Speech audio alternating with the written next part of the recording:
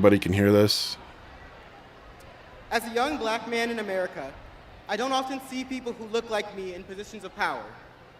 And now, finally being 18 years old and participating in this monumental event for the first time ever as a first-time voter is incredibly meaningful to me.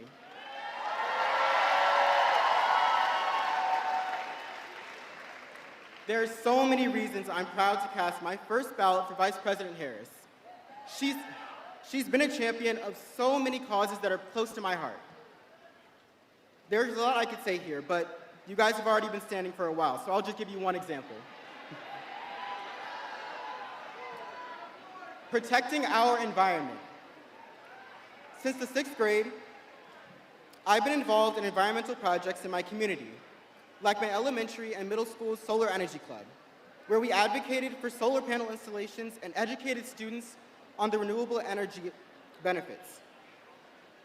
This passion continued into high school, where I became the president of University of Detroit Jesuits Environmental Club.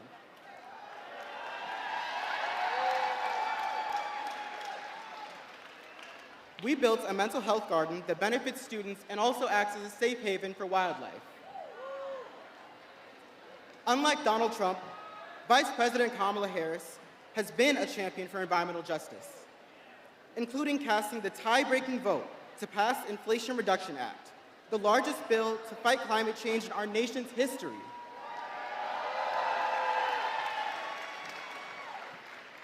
This is the kind of leadership that really matters to young voters.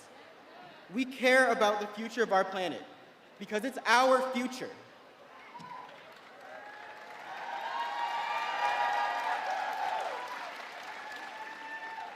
And Vice President Harris and Governor Walz actually know how to connect with young people.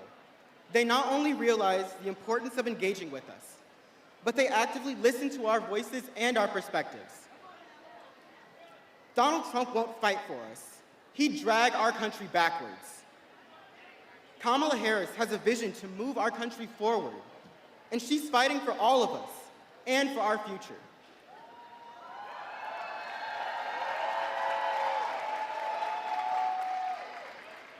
Me speaking to you all today as an 18-year-old black, first-time voter from Detroit,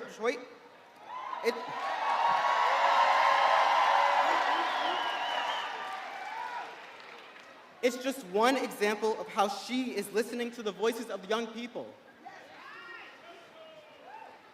On Tuesday, November 5th, we all have one job, and that is to vote Vice President Harris and Governor Walz into the White House.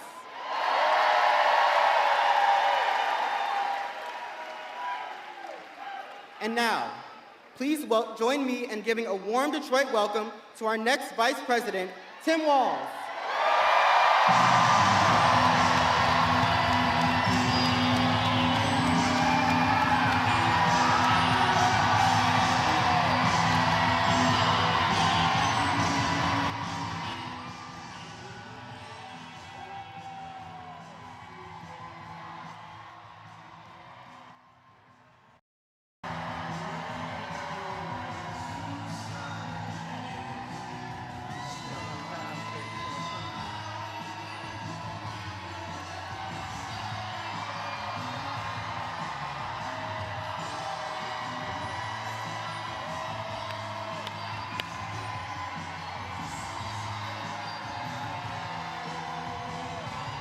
Wow.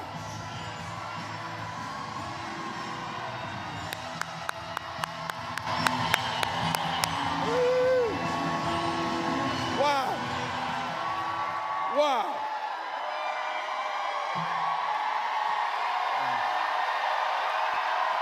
Thank you.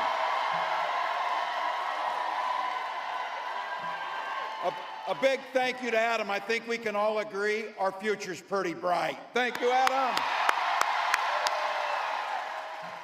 And hello, Michigan. You know, we Minnesotans, you probably know this. We're a stoic people of few words. But holy hell, can you throw a party here in Michigan? So, man. Wow. I want to take a moment to acknowledge a few friends, folks that I've gotten to know, and let's be very clear. This is someone who I consider my dearest friend, and someone who taught all the other governors how to fix the damn roads. Governor Whitmer.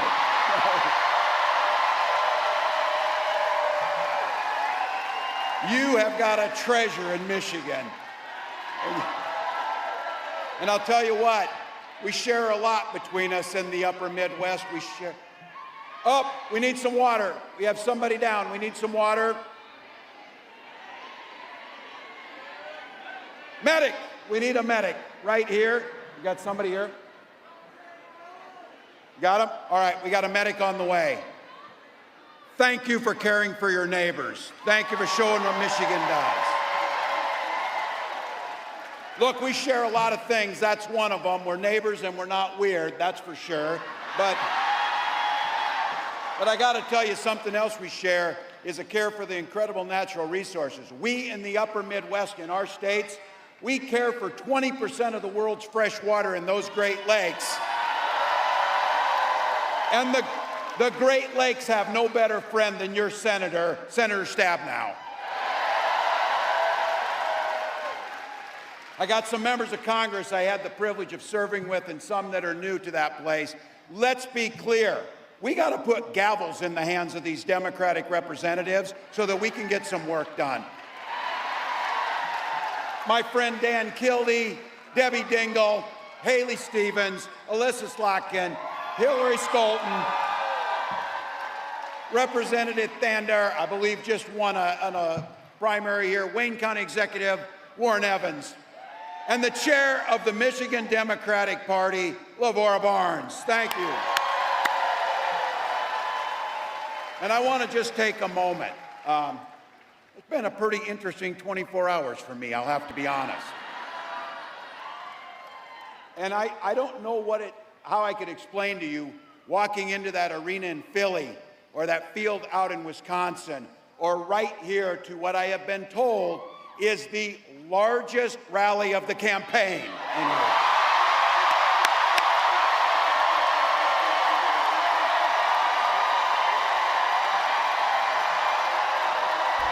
That's my home state, Detroit. And look, this is a place full of working folks, students, folks who care. And I think about this. You came out here early, found a place to park, stood in the sun, sat here and wait, and you did it. You did it for one simple and eloquent and beautiful reason. You love this country. You love this country.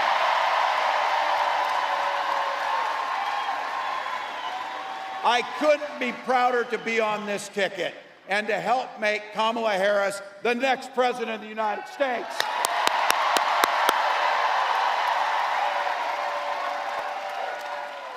Every day of her life, Vice President Harris fights for the American people. She's taken on predators, fraudsters, and transnational gangs. You heard it. She stood up to powerful corporate interests, and she has never hesitated to reach across the aisle, try and find some common solutions. And she has done it, and this is what we know. All the things that make me mad about those other guys and all the things they do wrong, the one thing that I will not forgive them for is they try to steal the joy from this country. They try and steal the joy. But you know what? You know what? Our next president brings the joy. She emanates the joy.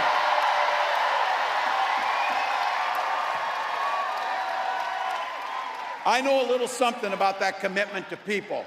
I was born in a small town of 400 people in Nebraska, and community was the way of life. My mom and dad taught me you show generosity to your neighbors, and you work for a common good amongst them. At 17, I joined the Army National Guard.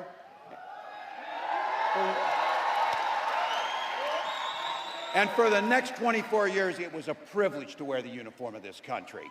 And just as it did for my dad, a Korean War era veteran, and millions of others, I used the GI Bill to get a college education.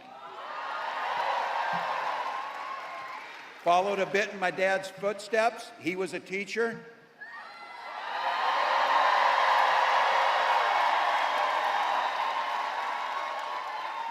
My brothers and sisters were teachers.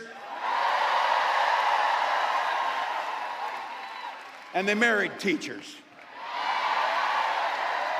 I had the privilege of teaching high school social studies,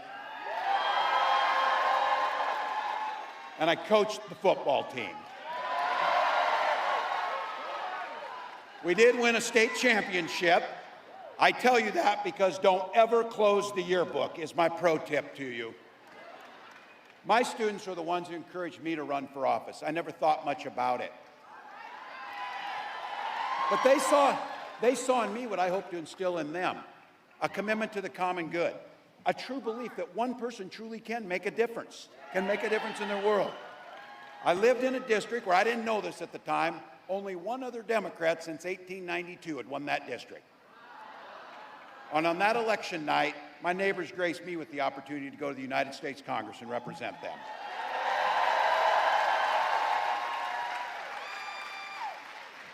I learned how to compromise without compromising my values. I learned how to work across the aisle to get good things done for people.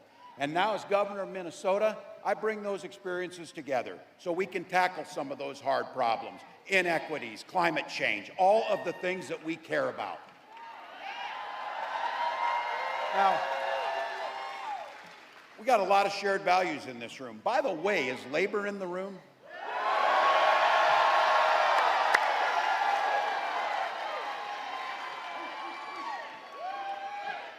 This might be my chance to use it. Yeah. Yeah.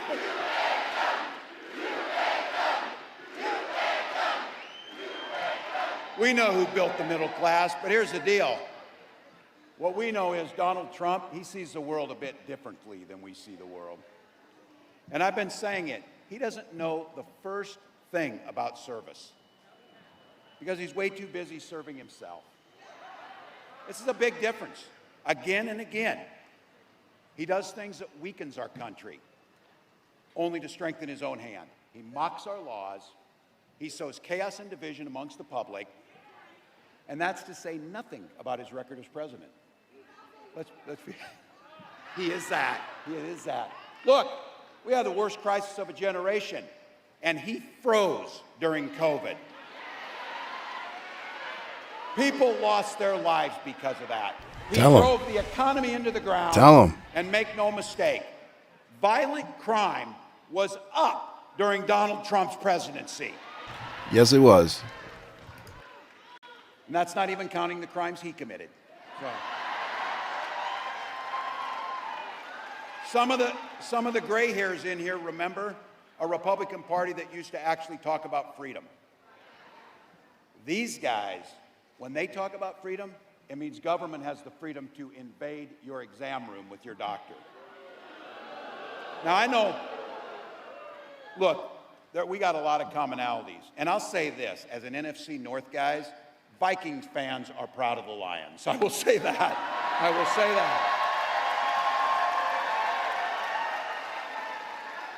But in Minnesota, we respect our neighbors' personal choices. We may not agree with them or make them from ourselves, but I've been saying this, you all know it. Our golden rule is mind your own damn business. Just mind your own business. It's amazing what minding your own damn business does to make things work better. Don't like a book, don't read it.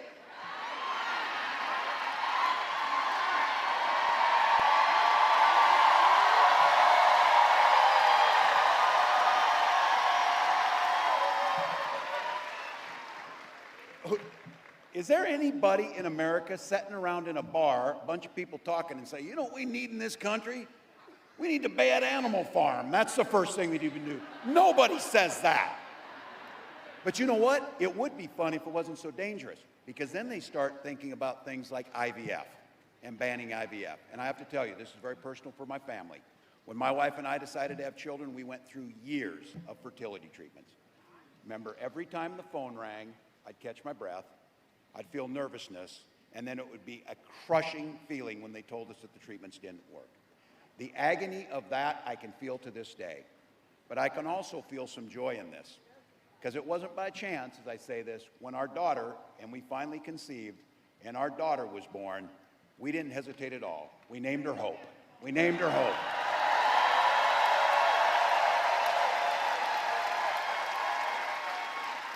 But I do have to tell you something about Hope. My wife always tells me this. It's not a damn plan.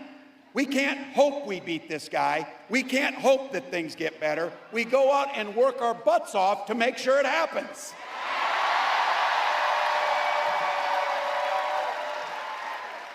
So when our next president walks out here and she talks about freedom, she means the freedom to make your own healthcare decisions. And when she comes out here and talks about that our children should be free to go to school without being shot dead in their classrooms. Look, we believe strongly in Minnesota in the Second Amendment, just like you do. But we also believe strongly in common sense gun violence prevention laws.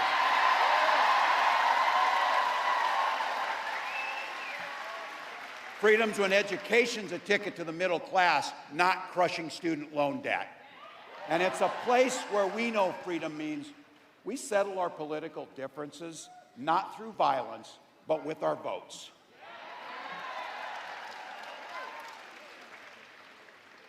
You get it. You drove out here. You stood here. Yeah.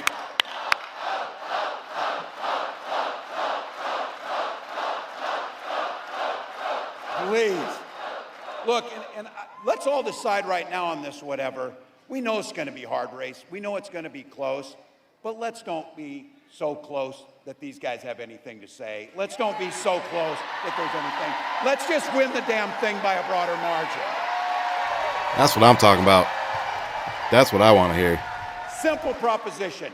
This election's about which direction this country's going to go in. We know Donald Trump's taking us backwards. And don't believe the act. He's playing dumb. He knows exactly what Project 2025 is going to do to our personal liberties. Destroy unions, rig the economy for the ultra-wealthy. We know that when he goes back, he's picking up and doing the same things he did when he was there the last time. Except, you all know this, it will be much, much worse when he comes back. Raising costs for all of you, repealing the Affordable Care Act. He doesn't care. Gutting Social Security, and be very clear. They can say whatever they want. They are banning abortion across this country, no questions asked. No questions asked.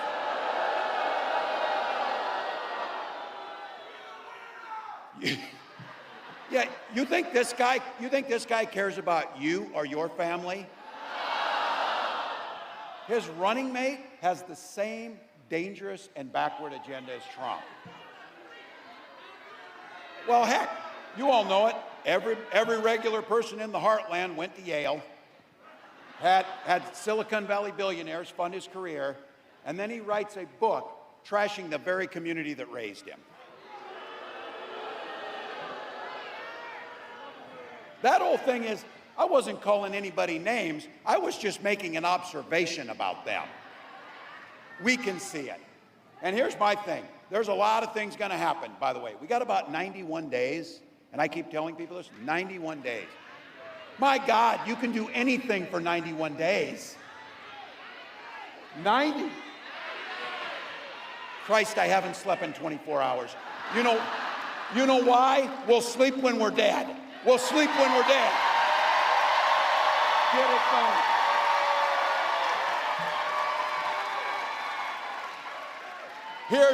Here's my brass ring I'm looking for. I can't wait to debate this guy. I cannot wait to talk about what they think. I can't wait to ask him why he wants to take health care and take reproductive rights, and why he wants to make sure that the wealthiest pay no taxes as we destroy unions in the middle class. So here's the deal. You said it. These ideas that they're putting out there, they are weird as hell. No one's asking for it. No one's asking for it. We're asking a fair shot. We're asking for health care and child care. We're asking for an education. We're asking for safety in our streets. That's what we're asking for.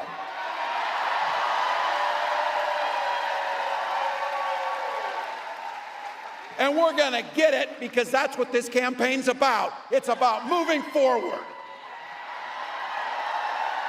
Look, You know that Kamala Harris believes that you should be making the own choices in your life. She believes that every person should have an opportunity to enter the middle class. She believes in something so beautiful and simple with joy. She believes in the promise of this great nation.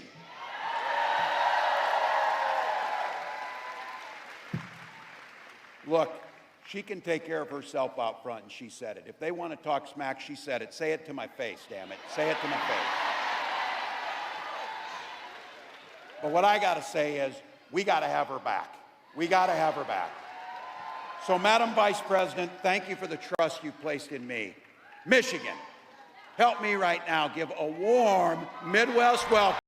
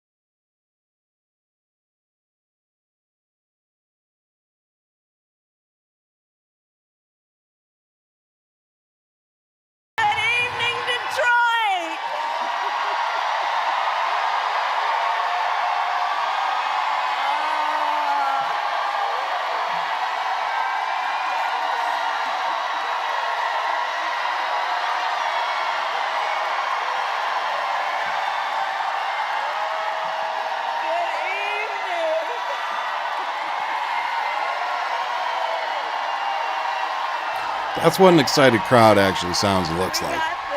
Just, throwing that out there. We are doing this. We are doing this.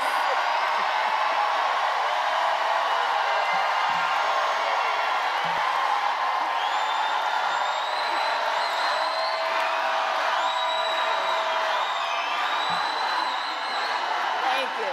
Thank you. Thank you. Thank you.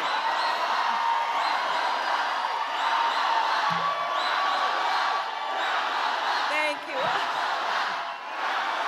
Thank you.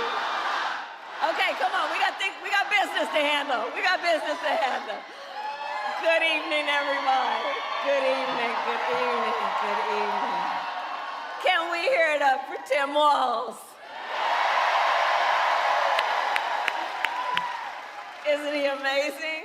He's going to be the most incredible vice president.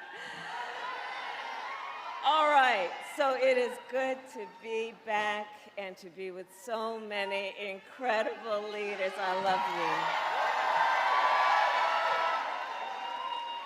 Governor Gretchen Whitmer, thank you for your friendship, your sisterhood, and your leadership, and we are going to do this together. Lieutenant Governor Garland Gilchrist, thank you so much. His parents are over there. And the members of Congress, including Senator Debbie Stabenow, my dear friend. And your next United States Senator, Representative Elisa Slotkin.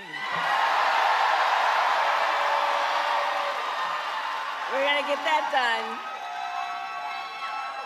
Mayor Mike Duggan, thank you for the warm welcome always. And of course, it is so good to be with the President of the United Auto Workers, my dear friend, Shawn Fain.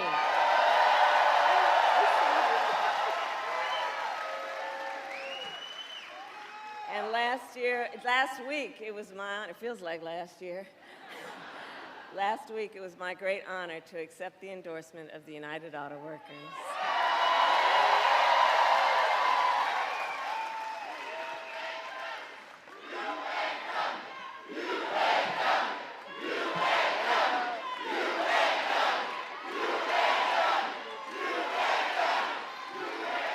And the UAW has always work to lift up the working people of our nation. Do we need some help over there? We need a medic over there, please. There should be medics in each corner. We're good? Okay. All right. Look, let's all take care of each other and look out for each other, all right? That's who we are. We look out for each other. Okay. So, as I said to Sean, as I talked to Sean about this election is going to be a fight. We like a good fight. When you know what you stand for, you know what to fight for. We know what we stand for. So I'm so proud to have UAW by my side because y'all know how to fight and you know how to win. Today, I also bring greetings from our incredible President Joe Biden. That's right. Joe. That's right.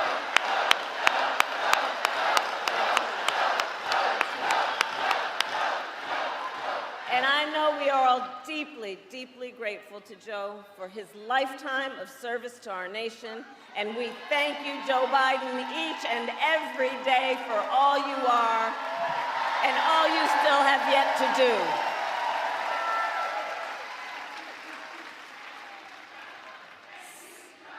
Thank you, Joe. Thank you, Joe. Thank you, Joe. Thank you, Joe. Thank you, Joe. Thank you, Joe. That's right. I'm gonna tell him what you said. So, Michigan, this has been a big week. On Monday, I officially became the Democratic nominee for President of the United States.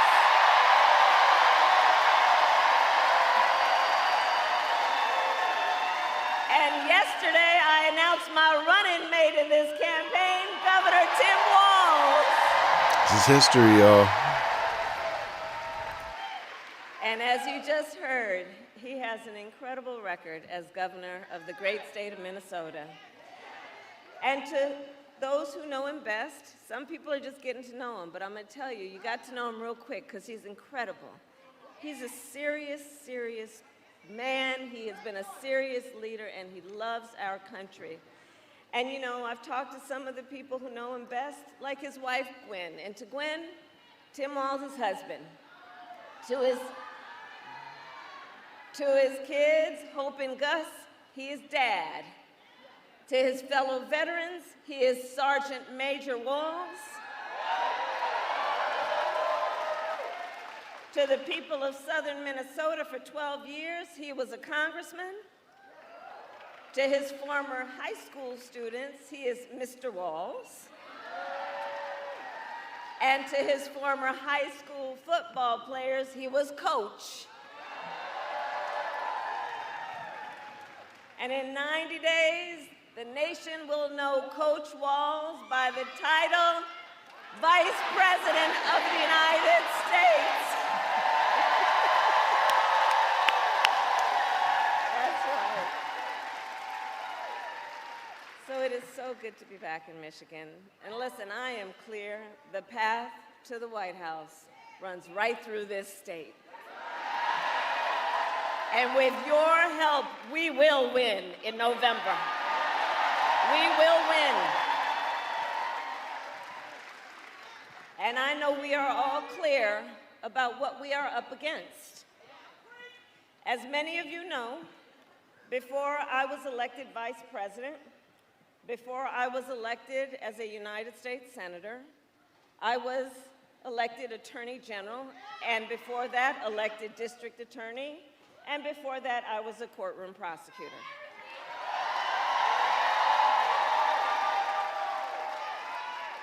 In those roles, I took on perpetrators of all kinds. Predators who abused women, fraudsters who ripped off consumers, scammers who broke the rules for personal gain. So hear me, Detroit, when I say, I know Donald Trump's type. That's what I'm talking about. I've been dealing with them my whole career.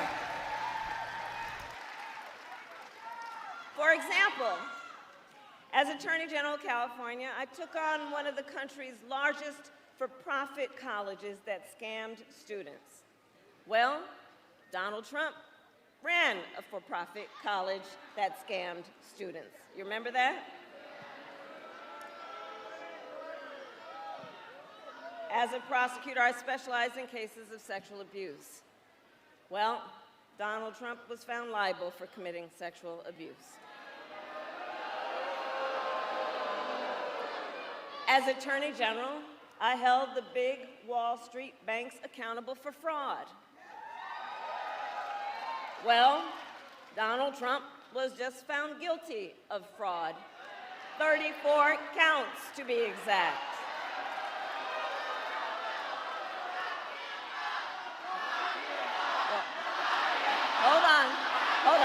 Hold on. You know what? Here, hold on. Here's the thing. The courts are going to handle that. We're going to beat them in November. We're going to beat them in November. Okay? We'll beat them in November. We'll handle that. But all that to say, in this campaign, I proudly put my record against his any day of the week.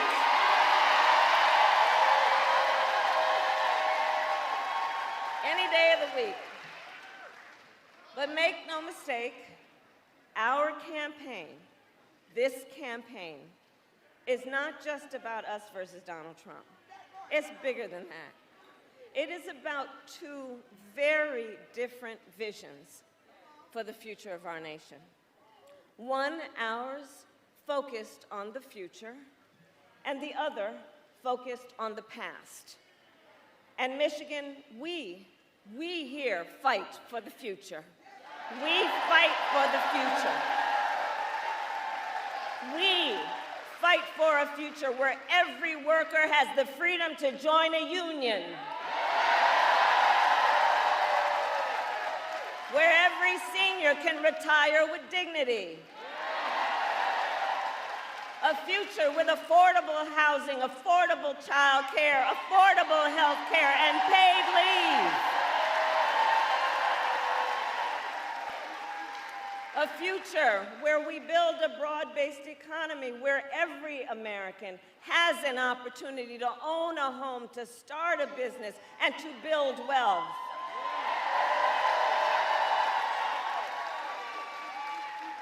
And understand, in this fight, we are joyful warriors. Because while fighting for a brighter future may take hard work, we all here know hard work is good work. Hard work is good work. We believe in a future where we lower the cost of living for America's families, so they have a chance, not just to get by, but to get ahead. Because look, while our economy is doing well by many measures, prices for everyday things like groceries are still too high. You know it and I know it. When I was Attorney General, I went after price-fixing schemes. And when I am president, it will be my day one priority to fight to bring down prices, to take on the big corporations that engage in illegal price gouging, take on corporate landlords that unfairly raise rents on working families, to take on big pharma and cap the cost of prescription drugs for all Americans. That is the work we will do together. And all of this to say, unlike Donald Trump, I will always put the middle class and working families first. Because Coach Walz and I know the middle class built this great country of ours, and when the middle class is strong, America is strong.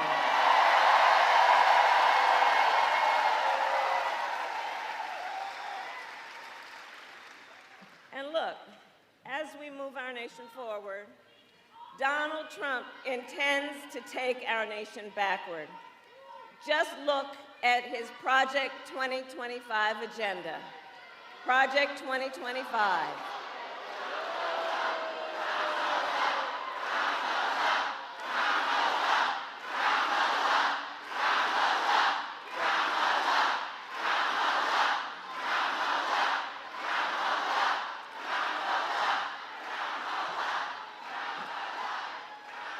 And please do check out Project 2025, because I'm telling you, it is a plan. It is a plan to weaken America's middle class. Project 2025, if he is elected.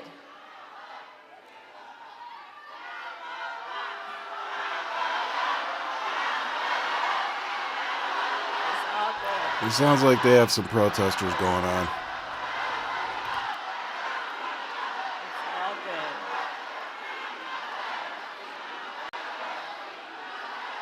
I'm here because we believe in democracy. Everyone's voice matters, but I am speaking now. I am speaking now.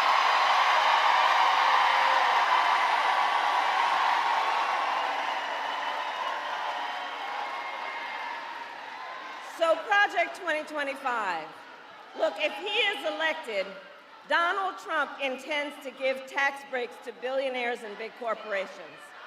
He intends to cut Social Security and Medicare. He intends to surrender our fight against the climate crisis, and he intends to end the Affordable Care Act. You know what? If you want Donald Trump to win, then say that, otherwise I'm speaking.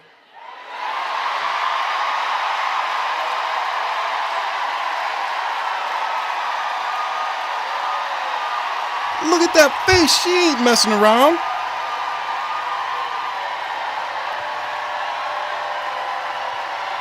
She ain't messing around.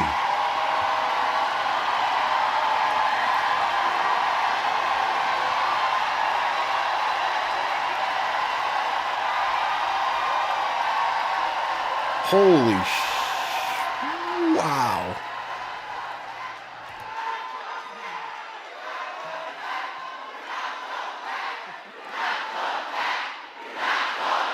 I got yours.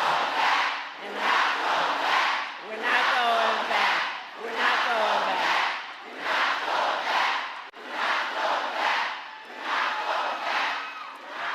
And we're not going back because we know what that would look like. And again, understand, Donald Trump intends to end the Affordable Care Act and take us back to a time when insurance companies had the power to deny people with pre-existing conditions. We all remember what that looked like. And we're not going back. We're not going back. Our fight is a fight for the future, and it is a fight for freedom.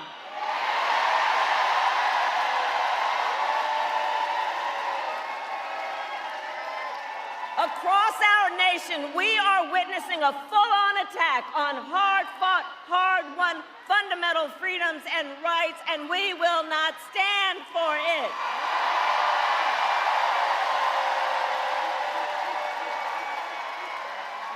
Attacks on the freedom to vote, attacks on the freedom to be safe from gun violence, the freedom to breathe clean air and drink clean water, the freedom to love who you love openly and with pride,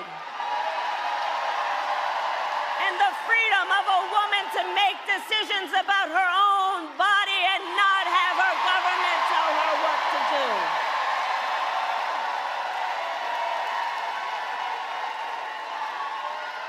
Trump is so screwed. Generations of Americans before us led the fight for freedom. Now the baton is in our hands, each and every one of us. So we, who believe in the sacred freedom to vote, will finally pass the John Lewis Voting Rights Act and the Freedom to Vote Act. Oh, yeah. Miss you, John Lewis.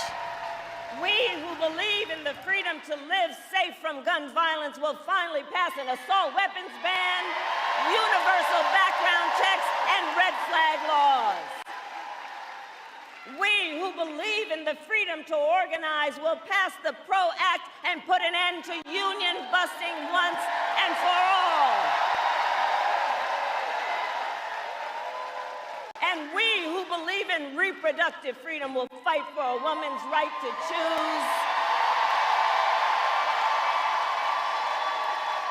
Remembering what Donald Trump did to pick 3 members of the United States Supreme Court with the intention that they would take away this freedom, and they did as he intended. We who are paying attention to the fact that now over 20 states in our country have a Trump abortion ban, many with no exceptions, even for rape and incest. And we all know if he wins, he would sign a national abortion ban to outlaw abortion in every state, and that would include the great state of Michigan. But we're not going back. Yeah, I feel the same way. I'm energized. I'm hopeful. Like, watching her is everything right And now. on that point, it is because there is a thing about who we are that is a bit different from the folks on the other side. We trust women to know what is in their best interest and not have their government telling them what to do. And when I am President of the United States and Congress passes a bill to restore reproductive freedoms, I will sign it into law.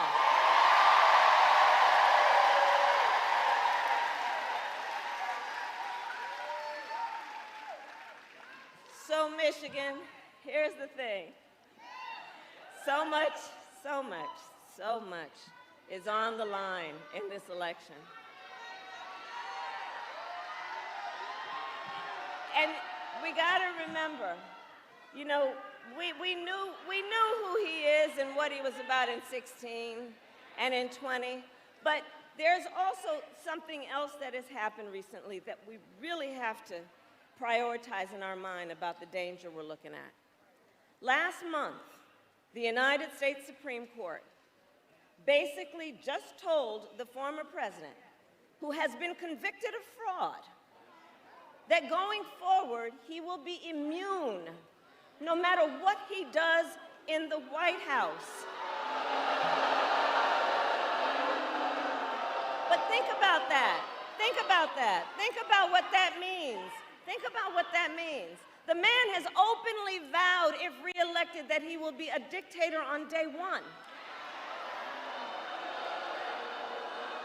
Think about what that means when he said that he will even, quote, terminate the Constitution of the United States. Because let us be very clear, someone who suggests we should terminate the Constitution of the United States should never again stand behind the seal of the President of the United States.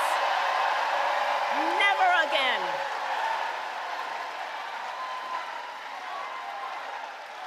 Vote. Vote. Vote.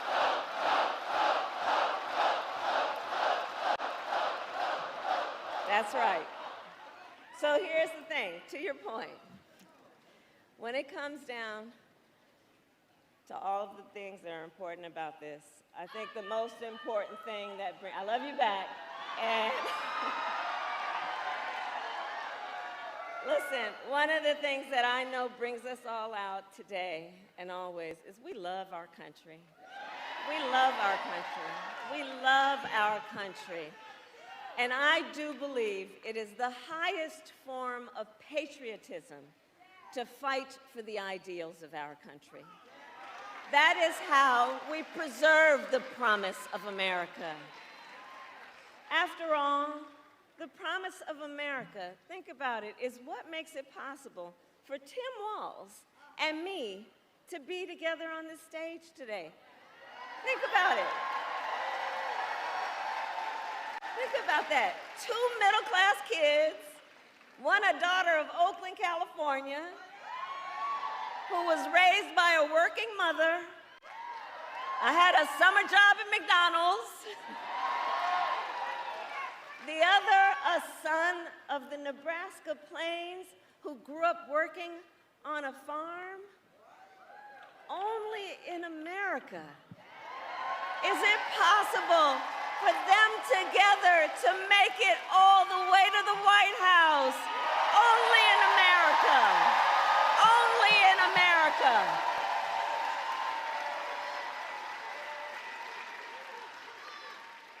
So we are running this campaign on behalf of all Americans, from red states to blue states, from the heartland to the coast. And when elected, I promise you we will govern on behalf of all Americans. Promise that. The best you can hope for right there. So I'll close with this. Michigan, ultimately, in this election, we each face a question. We each face a question. What kind of country do we want to live in? A country of freedom, compassion, and rule of law, or a country of chaos, fear, and hate? And the beauty of our democracy, we each have the power to answer that question. We each have the power to answer that question. The power is with the people.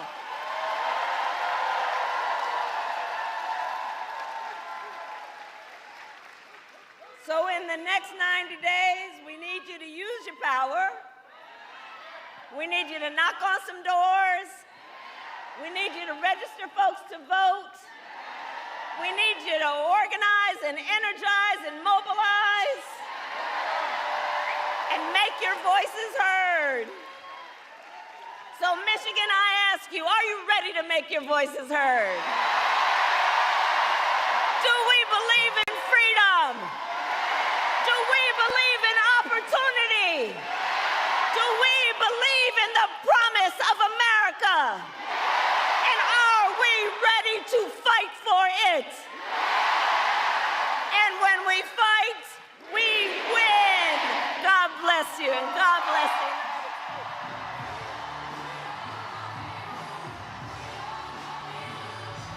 Well, I think that went pretty well. You know, it's nice to watch a campaign event and walk away from it with goosebumps. Goosebumps instead of disgust. Yeah, we need more of that. I definitely need more of that. So, wow, that was awesome. Okay, so I might jump off and jump right back on for this fundraiser. So they're having a Natives for Kamala fundraiser right now. So I think I'm going to jump off, start a whole new thing, and go into Natives for Kamala. Hopefully we didn't miss too much of this fundraiser. So thanks for tuning in, guys. That was an awesome rally. And remember, if you're able, please go donate. You can, if you don't remember or want to type in this whole thing, you can just go Google Kamala Harris and her donation thing comes right up. So it all goes to the same place, trust me. But thank you all for tuning in. And if you stick around, just come right back to the page and I'll be on for Natives for